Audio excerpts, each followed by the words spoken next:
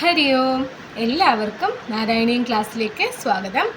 നമ്മൾ 30ാമത്തെ ദശകമാണ് ചൊല്ലിക്കൊണ്ടിരിക്കുന്നത്, വാമനാവതാരം. അതിലെ ആദ്യ 5 ശ്ലോകങ്ങൾ ചൊല്ലി നമ്മളതിൻ്റെ വ്യാഖ്യാനവും നോക്കി. അപ്പോൾ നമുക്ക് ഇന്ന് അതിലെ ബാക്കിയുള്ള 5 ശ്ലോകങ്ങൾ ചൊല്ലി അതിൻ്റെ വ്യാഖ്യാനവും നോക്കാം. ഈ ദശകത്തിലെ 10 ശ്ലോകങ്ങളും വസന്ത തിലകം എന്ന വൃത്തത്തിലാണ് ഉള്ളത്. അപ്പോൾ ചൊല്ലി തുടങ്ങാം. ഓം നമോ ഭഗവതേ വാസുദേവായ. ഓം ശ്രീകൃഷ്ണ പരമാത്മനേ നമഃ. ഓം ശക്രേണ സംയതി ഹതോപി ബലിർമഹാത്മാ ശുക്രേണ ജീവിതതനുക്രതുവർദ്ധിതോഷ്മാ വിക്രാന്തിമാൻ ഭയനിലീനസുരാം ത്രിലോകീം ചക്രേ വശേ സതവ ചക്രമുഖാദഭീതാ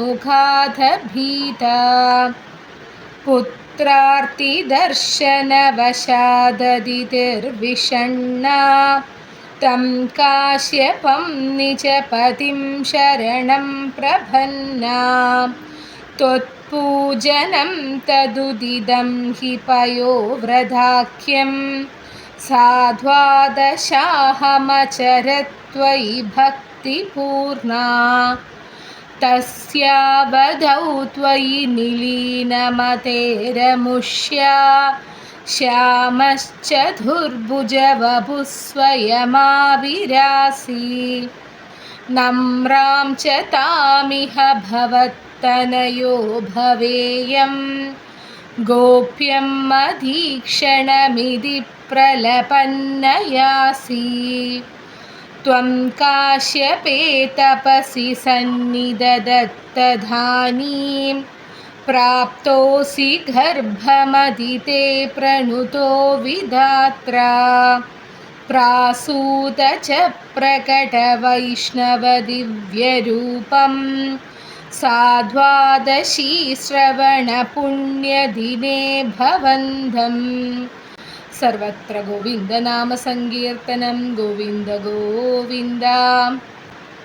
ത്വം കാശ്യപേ തപസി സന്നിദദത്തധാനീം പ്രാപ്തോസി ഗർഭമദിതേ പ്രണുതോ വിധാത്രാ പ്രാസൂത ച പ്രകട വൈഷ്ണവദിവ്യരൂപം സാധ്വാദശീ ശ്രവണ പുണ്യദിനേ ഭവന്തം. പുണ്യാശ്രമം തമഭിവർഷതി പുഷ്പവർഷൈർഹർഷാകുലേ സുരകുലേ കൃതതൂര്യഘോഷേ ബദ്ധ്വാഞ്ജലിം ജയ ജയേതി നുദഃ പിതൃഭ്യാം ത്വം തത്ക്ഷണേ പടുതമം വടുരൂപമാധാ. ഇനി 6ാമത്തെ ശ്ലോകം ചൊല്ലാം. താവത് പ്രജാപതിമുഖൈരുപനീയമൗഞ്ജീദണ്ഡാജിനാക്ഷവലയാദിഭിരർച്യമാനാ ദേദീപ്യമാനവപുരീശകൃതാഗ്നികാര്യസ്ത്വം പ്രാസ്ഥിത ബലിഗൃഹം പ്രകൃതാശ്വമേധം. ഒന്നുകൂടി ചൊല്ലാം. താവത് പ്രജാപതിമുഖൈരുപനീയമൗഞ്ജീദണ്ഡാജിനാക്ഷവലയാദിഭിരർച്യമാനാ ദേദീപ്യമാനവപുരീശകൃതാഗ്നികാര്യസ്ത്വം പ്രാസ്ഥിത ബലിഗൃഹം പ്രകൃതാശ്വമേധം. 6ാമത്തെ ശ്ലോകത്തിൻ്റെ വ്യാഖ്യാനം നോക്കുന്നതിന് മുമ്പ് നമ്മൾ ഇതുവരെ ചൊല്ലിയ 5 ശ്ലോകത്തിൻ്റെ വ്യാഖ്യാനം ഒന്ന് ചുരുക്കി നോക്കാം. ലോകപ്രസിദ്ധനായിരുന്നു മഹാബലി ചക്രവർത്തി. 29ാമത്തെ ദശകത്തിൽ പറഞ്ഞതുപോലെ അസുരന്മാരെയൊക്കെ ദേവന്മാരും വിഷ്ണു ഭഗവാനും ചേർന്ന് കൊന്നൊടുക്കാൻ തുടങ്ങിയപ്പോൾ അസുരന്മാർക്ക് വംശനാശം സംഭവിച്ചാലോ എന്ന് ഭയന്ന് നാരദനെ അയച്ച് യുദ്ധം നിർത്താൻ ആവശ്യപ്പെടുകയാണ്. ആ സമയത്ത് അസുരഗുരുവായിട്ടുള്ള ശുക്രാചാര്യര് മൃഗസഞ്ജീവിനി മന്ത്രം ഉപയോഗിച്ച് അംഗഭംഗം വരാത്ത അസുരന്മാരെയൊക്കെ പിന്നെയും ജീവിപ്പിക്കുകയുണ്ടായി. ആ കൂട്ടത്തിലുള്ള ആളായിരുന്നു മഹാബലി ചക്രവർത്തി. അങ്ങനെ ഇന്ദ്രനാൽ വധിക്കപ്പെട്ടെങ്കിലും ശുക്രാചാര്യരുടെ മൃതസഞ്ജീവിനി കൊണ്ട് വീണ്ടും ജീവിതത്തിലേക്ക് തിരിച്ചു വന്ന മഹാബലി ചക്രവർത്തിയെ ശുക്രാചാര്യർ പലവിധ യജ്ഞങ്ങൾ കൊണ്ട് വീണ്ടും കരുത്തുള്ളവനാക്കി തീർത്തു. അങ്ങനെ വളർന്ന മഹാബലി ചക്രവർത്തിക്ക് ഭഗവാന്റെ സുദർശന ചക്രത്തെ പോലും ഭയപ്പെടേണ്ട കാര്യമില്ലാതെയായി തീർന്നു. അങ്ങനെ അദ്ദേഹം 3 ലോകങ്ങളും കീഴടക്കുകയാണ്. മഹാബലി എന്ന അസുരനെ ഭയപ്പെട്ടോടിയ ദേവന്മാരുടെ അമ്മയായിട്ടുള്ള അതിഥി തൻ്റെ പുത്രന്മാരുടെ ദുഃഖത്തിൽ വിഷണ്ണയായി തീർന്നു. അങ്ങനെ തൻ്റെ പതിയായിട്ടുള്ള കശ്യപ മഹർഷിയെ ശരണം പ്രാപിക്കുകയാണ്. ഭഗവാനെ ആരാധിച്ചുകൊണ്ട് പയോവ്രതം ആചരിക്കുവാൻ വേണ്ടി കശ്യപ മഹർഷി അതിഥിയെ ഉപദേശിക്കുന്നു.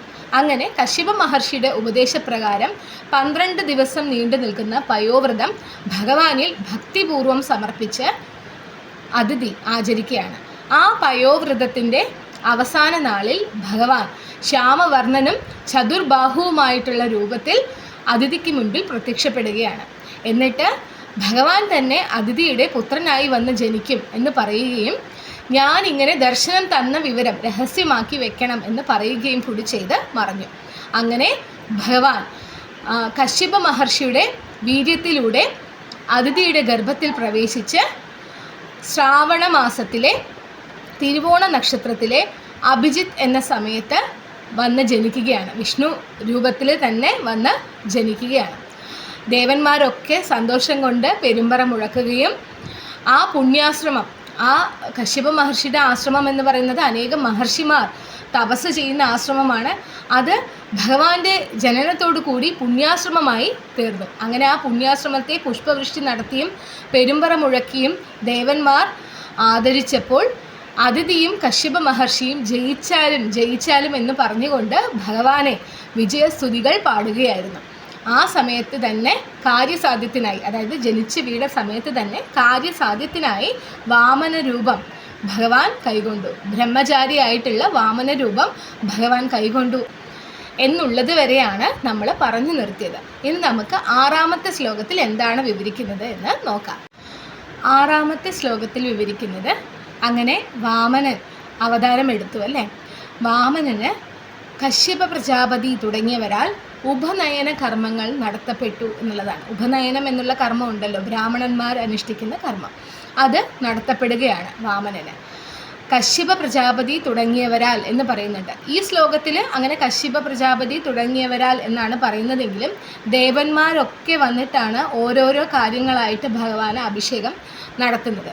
അപ്പോൾ ഇതിൽ പറയുന്നത് മേഖല, ദണ്ഡ്, കമണ്ഡലു, കൃഷ്ണമൃഗത്തോല്, രുദ്രാക്ഷമാല തുടങ്ങിയവയാൽ ഭഗവാൻ പൂജിക്കപ്പെട്ടു എന്നുള്ളതാണ്. ഇതൊക്കെ ഭഗവാനെ അണിയിക്കുകയാണ്. ഈ പറഞ്ഞവയൊക്കെ കയ്യിലും ദേഹത്തുമൊക്കെ ആയിട്ട് അങ്ങനെ അണിയിക്കുകയാണ്. ഇതൊക്കെ അണിയിച്ച് ഭഗവാന്റെ ഉപനയന കർമ്മങ്ങളൊക്കെ നടത്തപ്പെട്ടു എന്നുള്ളതാണ് 6ാമത്തെ ശ്ലോകത്തിൽ വിവരിക്കുന്നത്. അപ്പോൾ ഭഗവാൻ വാമനൻ കൂടുതൽ ശോഭയുള്ളവനായി തീർന്നു എന്നിവിടെ ഭട്ടതിരിപ്പാട് പറയുന്നുണ്ട്. അതായത് സ്വതവേ ആ വിഷ്ണു രൂപം എന്ന് പറയുന്നത് തന്നെ ശോഭയാർന്നതാണ്. അതിനോടൊപ്പം ഈ ഉപനയന കർമ്മങ്ങളും ബാക്കിയുള്ള കാര്യങ്ങളും കൂടി ആയപ്പോൾ, അർച്ചിക്കപ്പെട്ടപ്പോൾ ഭഗവാൻ കൂടുതൽ ശോഭയുള്ളവനായി തീർന്നു എന്നാണ് ഇവിടെ ഭട്ടതിരിപ്പാട് പറയുന്നത്. അങ്ങനെ കൂടുതൽ ശോഭയുള്ളവനായി തീർന്ന വാമന ഭഗവാൻ അഗ്നിയിൽ ചമതയിട്ട് അശ്വമേധയാഗം നടക്കുന്ന മഹാബലി ഗൃഹത്തെ ലക്ഷ്യമാക്കി പുറപ്പെട്ടു എന്നുള്ളതാണ് 6ാമത്തെ ശ്ലോകത്തിൽ വിവരിക്കുന്നത്. അതായത് ഭഗവാൻ വാമനൻ അഗ്നിയിൽ ചമതയിട്ട് മഹാബലിയുടെ ഗൃഹത്തിലേക്ക് പുറപ്പെടുകയാണ്. അവിടെ അശ്വമേധയാഗം നടന്നുകൊണ്ടിരിക്കുകയാണ്. ആ യാഗം കൂടി കഴിഞ്ഞാൽ ദേവന്മാർക്ക് തുല്യമായിട്ടുള്ള സ്ഥാനം മഹാബലിക്ക് കിട്ടും. അത്രയേ ഉള്ളൂ 6ാമത്തെ ശ്ലോകത്തിൽ മനസ്സിലാക്കാൻ. കശ്യപ പ്രജാപതി തുടങ്ങിയവരാൽ ഉപനയന കർമ്മങ്ങൾ ഭഗവാന് നടത്തപ്പെട്ടു. മേഖല, ദണ്ഡ്, കൃഷ്ണമൃഗത്തോല്, കമണ്ഡലു, രുദ്രാക്ഷമാല തുടങ്ങിയവ ഭഗവാനിൽ അർച്ചിക്കപ്പെട്ടു. അങ്ങനെ കൂടുതൽ ശോഭയാർന്ന വാമന ഭഗവാൻ അഗ്നിയിൽ ചമതയിട്ടുകൊണ്ട് മഹാബലിയുടെ ഗൃഹത്തെ, അശ്വമേധയാഗം നടക്കുന്ന മഹാബലിയുടെ ഗൃഹത്തെ ലക്ഷ്യമാക്കി പുറപ്പെട്ടു. ഇനി നമുക്ക് 7ാമത്തെ ശ്ലോകം ചൊല്ലാം. ഗാത്രേണ ഭാവി മഹിമോചിത ഗൗരവം പ്രാഗ്വ്യാവൃണ്വതേവ ധരണീം ചലയന്നയാസി ഛത്ര ഛത്രം പരോഷ്മതിരണാർത്തമിവാധദാനോ ദണ്ഡം ച ദാനവജനേഷ്വിവ സന്നിധാതും. ഒന്നുകൂടി ചൊല്ലാം. ഗാത്രേണ ഭാവി മഹിമോചിത ഗൗരവം പ്രാഗ്വ്യാവൃണ്വതേവധരണീം ചലയന്നയാസി.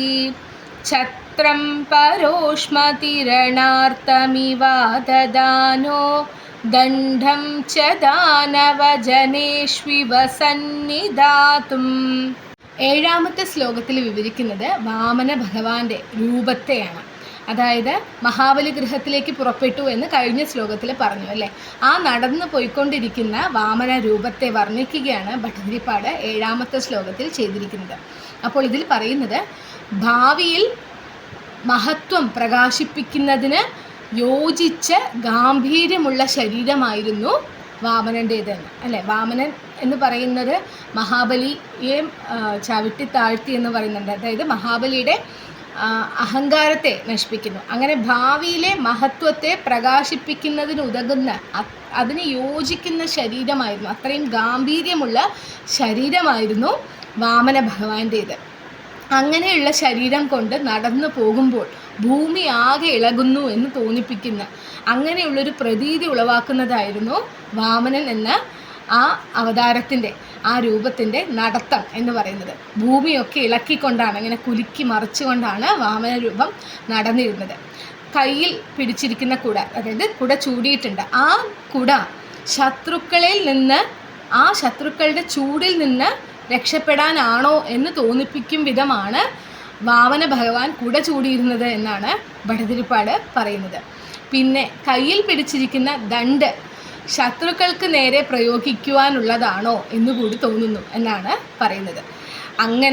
അങ്ങനെയുള്ള വാമന രൂപം, ആ വാമന ഭഗവാൻ മഹാബലിയുടെ ഗൃഹത്തിലേക്ക് പുറപ്പെട്ടു എന്നുള്ളതാണ് ഏഴാമത്തെ ശ്ലോകത്തിൽ വിവരിക്കുന്നത്. അപ്പോൾ അതിൽ അത്രയും മനസ്സിലാക്കാനുള്ളൂ. വാമനൻ്റെ രൂപത്തെ വർണ്ണിക്കുകയാണ്. ഗാംഭീര്യം ഉളവാക്കുന്ന ശരീരത്തോട് കൂടിയതായിരുന്നു വാമനൻ്റെ ശരീരം എന്ന് പറയുന്നത്. അത് നടന്നു പോകുന്ന സമയത്ത് ഭൂമി തന്നെ ഇളക്കി മറിച്ചുകൊണ്ടാണ് പോകുന്നത് എന്ന് തോന്നുകയാണ്. കുട പിടിച്ചിരിക്കുന്നത് ശത്രുക്കളുടെ ചൂടിൽ നിന്നും രക്ഷ നേടാൻ എന്ന പോലെയാണ് കുട ധരിച്ചിരുന്നത്. ഒപ്പം കയ്യിലുള്ള ദണ്ഡ് ശത്രുക്കൾക്ക് നേരെ പ്രയോഗിക്കുവാനാണോ എന്ന് തോന്നിപ്പോകും എന്നാണ് ഭട്ടതിരിപ്പാട് പറയുന്നത്. ഇനി നമുക്ക് എട്ടാമത്തെ ശ്ലോകം ചൊല്ലാം. താം നർമ്മദോത്തരതടേ ഹയമേധശാലാമാസേ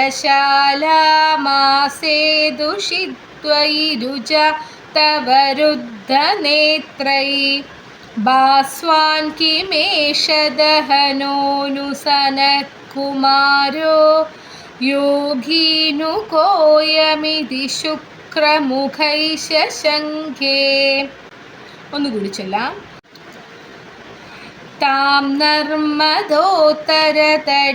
ഹയമേധശാലാമാസേ ദുഷിത്വയി രുച തവ രുദ്ധനേത്രൈ ഭാസ്വാൻ കിമേഷ ദഹനോനുസനത്കുമാരോ യോഗീനു കോയമിതി ശുക്രമുഖൈശ ശംഖേ. എട്ടാമത്തെ ശ്ലോകത്തിൽ യജ്ഞശാലയിലേക്ക് വാമനൻ കടന്നു ചെന്നപ്പോൾ അസുര ഗുരുവായിട്ടുള്ള ശുക്രാചാര്യർക്കുണ്ടായിട്ടുള്ള സന്ദേഹങ്ങളും അത്ഭുതങ്ങളും ഇവിടെ പ്രകടിപ്പിക്കുകയാണ് ഭട്ടതിരിപ്പാട് ചെയ്യുന്നത്. അതായത് യജ്ഞശാലയിലേക്ക് വാമന ഭഗവാനായിട്ടുള്ള വിഷ്ണു ഭഗവാൻ നടന്നു ചെല്ലുകയാണ്. അങ്ങനെ നടന്നു ചെല്ലുമ്പോൾ ശുക്രാചാര്യർക്ക് ഇത് സൂര്യനാണോ അഗ്നിയാണോ അതോ സനത് കുമാരനാണോ എന്ന സന്ദേഹം തോന്നുകയാണ് എന്നാണ് പറയുന്നത്. അതായത് ദൂരത്ത് നിന്ന് നോക്കുമ്പോൾ ആ തേജസ് സഹിക്കാവുന്നതാണ്. ഈ തേജസ് കണ്ട് ശുക്രാചാര്യർക്ക് കണ്ണഞ്ചിപ്പോയി എന്ന് പറയുന്നുണ്ട്. അപ്പോൾ ദൂരെ നിന്ന് കാണുമ്പോൾ ഈ തേജസ് സഹിക്കാവുന്നതാണ്. അപ്പോൾ ദൂരെ നിന്ന് ആദ്യ കാഴ്ചയിൽ സൂര്യനാണോ എന്ന് തോന്നി. അത്രയും തേജസ്സോടു കൂടിയാണ്. കുറച്ചുകൂടി അടുത്ത് വന്നപ്പോൾ അത് സഹിക്കാൻ പറ്റുന്നില്ല, കണ്ണഞ്ചിപ്പോകുന്നതാണ്.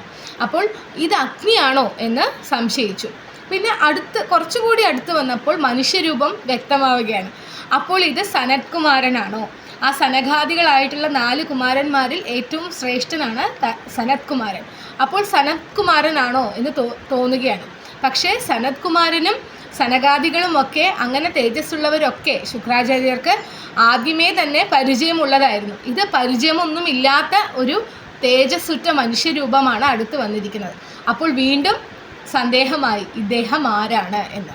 അങ്ങനെ വാമന ഭഗവാനെ കണ്ടപ്പോൾ ശുക്രാചാര്യർക്കുണ്ടായ കണ്ണഞ്ചിപ്പിക്കുന്ന അനുഭവവും ഒപ്പം ഇത് ആരാണ് എന്നുള്ള സന്ദേഹവും അത്ഭുതവും ആണ് 8ാമത്തെ ശ്ലോകത്തിൽ വിവരിക്കുന്നത്. ഇനി നമുക്ക് 9ാമത്തെ ശ്ലോകം ചൊല്ലാം. ആനീതമാശു ഭൃഗുഭിർമഹസാഭിഭൂതൈസ്ത്വാം രമ്യരൂപമസുര പുളകാവൃതാംഘ ഭക്ത്യാ സമേത്യ സുകൃതി പരിണിജ്യ പാദൗ തത്തോയമന്വധൃതമൂർധനി തീർത്ഥതീർത്ഥം. ഒന്നുകൂടി ചൊല്ലാം. ആനീതമാശു ഭൃഗുഭിർമഹസാഭിഭൂതൈസ്ത്വാം രമ്യരൂപമസുര പുളകാവൃതാംഘ ഭക്ത്യാ സമേത്യ സുകൃതി പരിണിജ്യ പാദൗ തത്തോയമന്വധൃതമൂർധനി തീർത്ഥതീർത്ഥം. അങ്ങനെ ആ യജ്ഞശാലയിലെത്തിയപ്പോൾ ഭഗവാന്റെ തേജസ് കണ്ട് വശീകരിക്കപ്പെട്ട ഭൃഗുക്കൾ ഭഗവാനെ വാമനനെ ആനയിച്ചു കൊണ്ട് ചെന്നു. മനോഹരമായിട്ടുള്ള രൂപത്തോടു കൂടിയവനും പുണ്യവാനുമായിട്ടുള്ള മഹാബലി ഭഗവാനെ കണ്ട് രോമാഞ്ച പുളകിതനായി ഭക്തിയോടുകൂടി ഭഗവാനെ സമീപിച്ച് അദ്ദേഹത്തെ ആനയിച്ച് പാദങ്ങൾ കഴുകി ആ ജലം പാവനമായിട്ടുള്ള ആ ജലം തൻ്റെ ശിരസിൽ ഒഴിച്ചു എന്നുള്ളതാണ് 9ാമത്തെ ശ്ലോകത്തിൻ്റെ ചുരുങ്ങിയ വ്യാഖ്യാനം. അതായത് യജ്ഞശാലയിലേക്ക് അങ്ങനെ വാമന ഭഗവാൻ കടന്നു ചെല്ലുകയാണ്. ആദ്യം ശുക്രാചാര്യരൊന്ന് ഞെട്ടി ഭഗവാന്റെ വരവ് കണ്ടിട്ട് ഇത് ആരാണ്, ഇത്രയും തേജസ്സുറ്റ ആൾ ആരാണ് എന്നിങ്ങനെ അന്താളിച്ചു നിന്നു. പിന്നീട് ഭൃഗുക്കൾ ആ തേജസ് കൊണ്ട് വശീകരിക്കപ്പെട്ട് എന്തായാലും ഏതോ ഒരു പുണ്യ ജന്മമാണ് ഈ മുമ്പിലേക്ക് വന്നിരിക്കുന്നത് എന്ന് തിരിച്ചറിഞ്ഞ് ഭഗവാനെ ഉള്ളിലേക്ക് ആനയിച്ച് കൊണ്ടുപോവുകയാണ്. അങ്ങനെ മഹാബലി ചക്രവർത്തി വാമന ഭഗവാനെ കാണുന്നു. അങ്ങനെ കണ്ട മാത്രയിൽ തന്നെ രോമാഞ്ച പുളകിതനായി. ഇവിടെ ഭട്ടതിരിപ്പാട് പറയുന്നുണ്ട്, മനോഹരമായിട്ടുള്ള രൂപത്തോടു കൂടിയവനും പുണ്യം ചെയ്തവനുമായിട്ടുള്ള മഹാബലി എന്ന്. മഹാബലി ചക്രവർത്തി ഇങ്ങനെയുള്ള വാമന രൂപത്തെ കണ്ടപ്പോൾ, ആ ബ്രഹ്മചാരി രൂപത്തിലുള്ള ഭഗവാനെ കണ്ടപ്പോൾ ഭക്തിയോടുകൂടി ഭഗവാനെ സമീപിച്ച് രോമാഞ്ച പുളകിതനായി ചെന്ന് അദ്ദേഹത്തിൻ്റെ വാമന ഭഗവാന്റെ പാദങ്ങൾ കഴുകി ആ ജലം പാവനമായിട്ടുള്ള ആ ജലം തൻ്റെ ശിരസിൽ ഒഴിച്ചു എന്നുള്ളതാണ് 9ാമത്തെ ശ്ലോകത്തിൽ വിവരിക്കുന്നത്. ഇനി 10ാമത്തെ ശ്ലോകം ചൊല്ലാം. പ്രഹ്ലാദവംശജതയാ ക്രതുഭിർദ്വിജേഷു വിശ്വാസതോനുതതിതം ദിതിചോപി ലേഭേ യത്തേ പദാംഭുഗിരിശസ്യ ശിരോഭിലാള്യം സത്വം വിഭോ ഗുരുപുരാലയ പാലയേഥ. ഒന്നുകൂടി ചൊല്ലാം. പ്രഹ്ലാദവംശജതയാ ക്രതുഭിർദ്വിജേഷു വിശ്വാസതോനുതതിതം ദിതിചോപി ലേഭേ യത്തേ പദാംഭുഗിരിശസ്യ ശിരോഭിലാള്യം സത്വം വിഭോ ഗുരുപുരാലയ പാലയേഥ.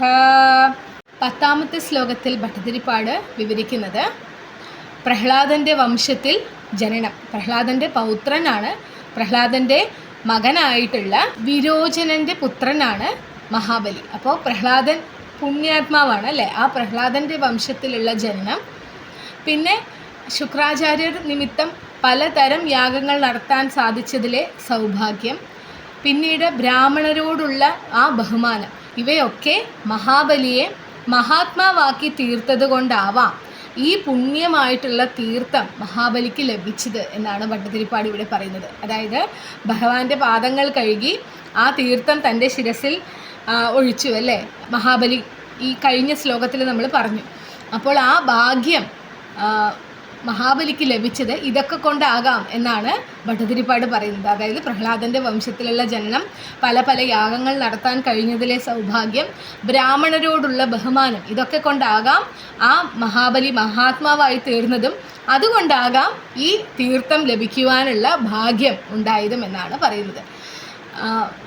ഭഗവാൻ പരമശിവൻ ശിരസിൽ വെച്ച് ലാളിക്കുന്ന ആ തീർത്ഥമാണ് ഇപ്പോൾ മഹാബലിക്ക് ലഭിച്ചിരിക്കുന്നത്.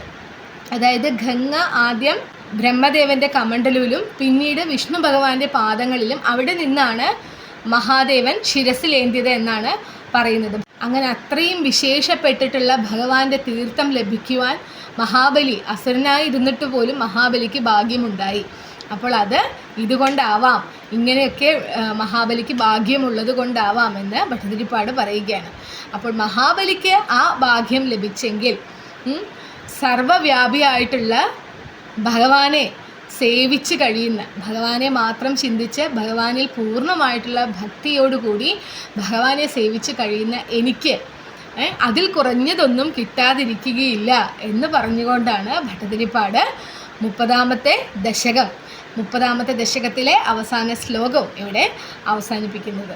അതായത് ഭട്ടതിരിപ്പാട് പറയുകയാണ്, മഹാബലി ചക്രവർത്തി അസുരനായിരുന്നിട്ട് കൂടി ഇങ്ങനെയൊക്കെ ഭാഗ്യം സിദ്ധിച്ചു. അപ്പോൾ സർവ്വവ്യാപിയായിട്ടുള്ള ഭഗവാനെ സദാസമയവും പ്രാപിച്ച് ഭക്തിയോടുകൂടി കഴിയുന്ന എനിക്ക് മഹാബലിക്ക് കിട്ടിയതിൽ കുറഞ്ഞതൊന്നും കിട്ടില്ല എന്നുള്ളത് പറഞ്ഞ് സ്വയം ആശ്വസിക്കുക കൂടി ചെയ്യുകയാണ് ഭട്ടതിരിപ്പാട് 30ാമത്തെ ദശകത്തിലെ അവസാനത്തെ ശ്ലോകത്തിൽ. അപ്പോൾ നമുക്ക് ഇന്ന് ചൊല്ലിയ 5 ശ്ലോകങ്ങളും ഒന്നുകൂടി ചൊല്ലാം. താവത് പ്രജാപതിമുഖൈരുപനീയമൗഞ്ചി ദണ്ഡാജിനാക്ഷവലയാധിഭിരർച്യമാന ദേദീപ്യമാനവപുരീശകൃതാഗ്നികാര്യസ്ത്വം പ്രാസ്ഥിത ബലിഗൃഹം പ്രകൃതാശ്വമേധം ഗാത്ರೇಣ ഭാവിമഹിമോചിതഗൗരവം പ്രാഗ്വ്യാവൃണ്വതേവ ധരണീം ചലയന്നയാസി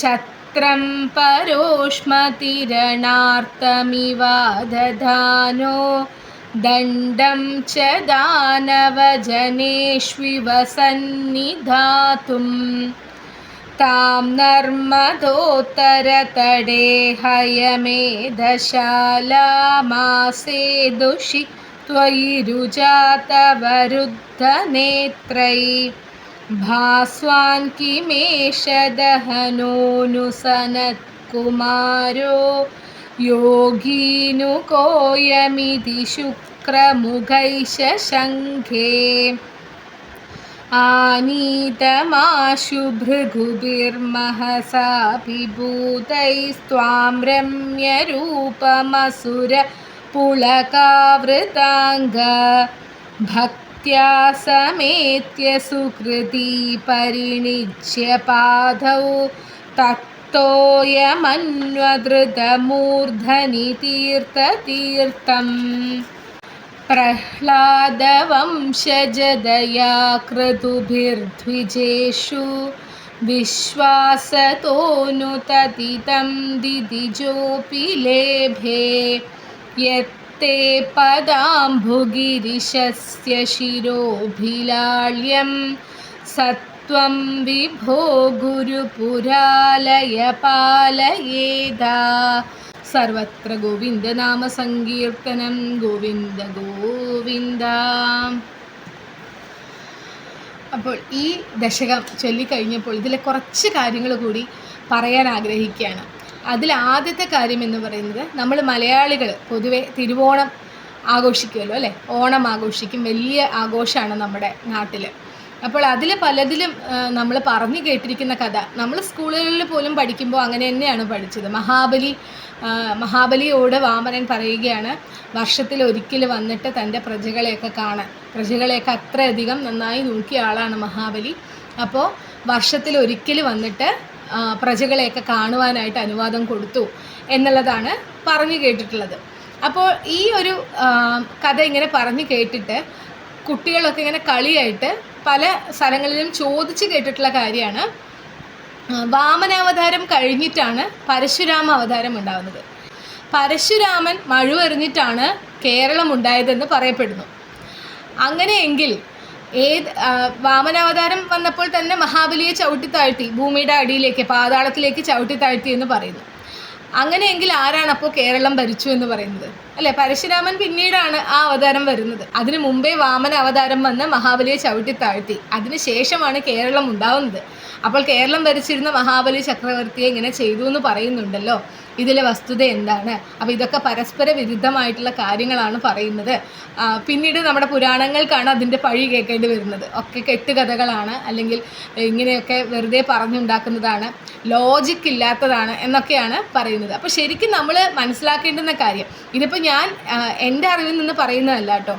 ഇങ്ങനെ ഹസ്ബൻഡ് ചിന്മയ സ്കൂളിലാണ് ടീച്ചറായിട്ട് വർക്ക് ചെയ്യുന്നത്. അപ്പോൾ അവിടെ നിന്ന് ഒരു ചെറിയൊരു ബുക്ക്ലെറ്റ് കൊടുത്തിട്ടുണ്ടായിരുന്നു കയ്യിൽ. അപ്പോൾ അത് കിട്ടിയപ്പോൾ ഞാൻ ഇരുന്ന് വായിച്ചു. അപ്പോൾ അതിൽ പറയുന്നത്, ഈ ദശകം കഴിഞ്ഞപ്പോൾ നമുക്കും അത് കുറച്ചുകൂടി വ്യക്തമായിട്ടുള്ള കാര്യമാണ്.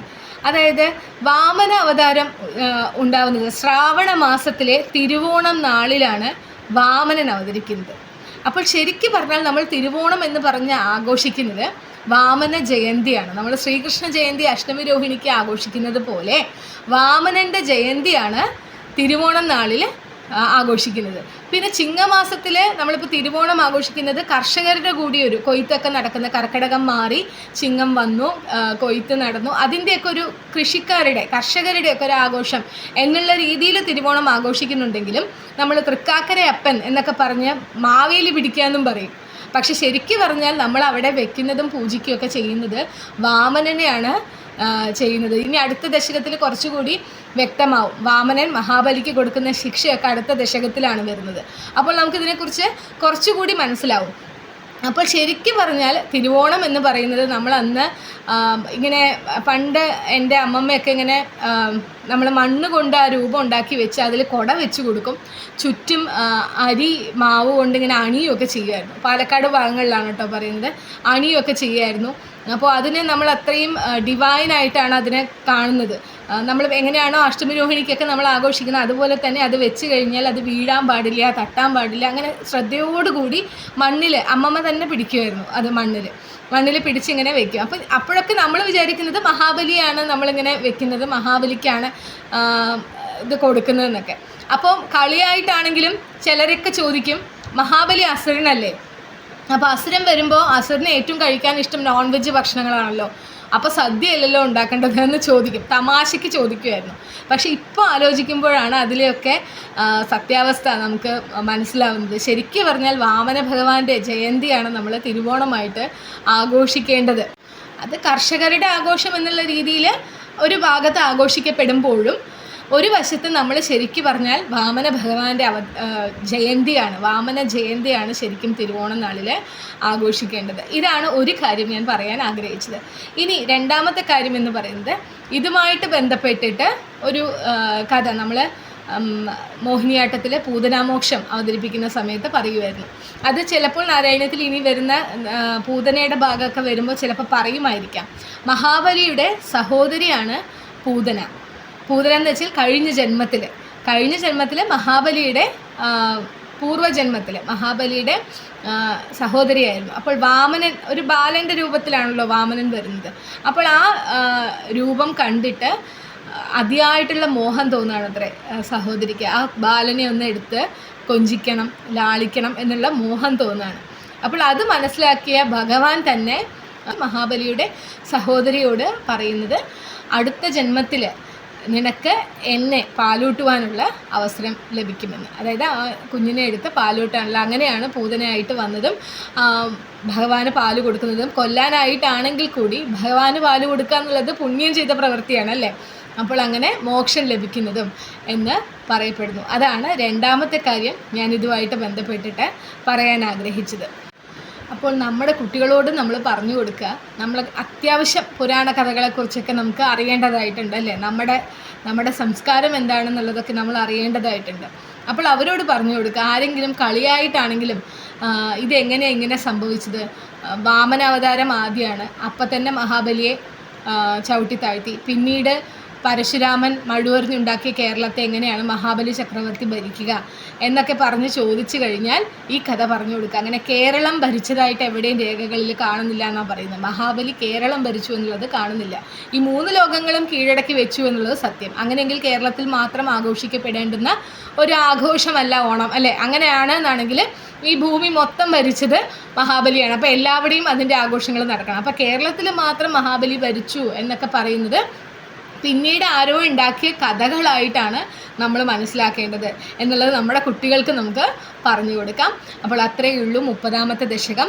ഇനി 30ാമത്തെ ദശകത്തിൻ്റെ പാരായണം മാത്രമായിട്ടുള്ള വീഡിയോ ഞാൻ ഉടനെ തന്നെ അപ്ലോഡ് ചെയ്യാം.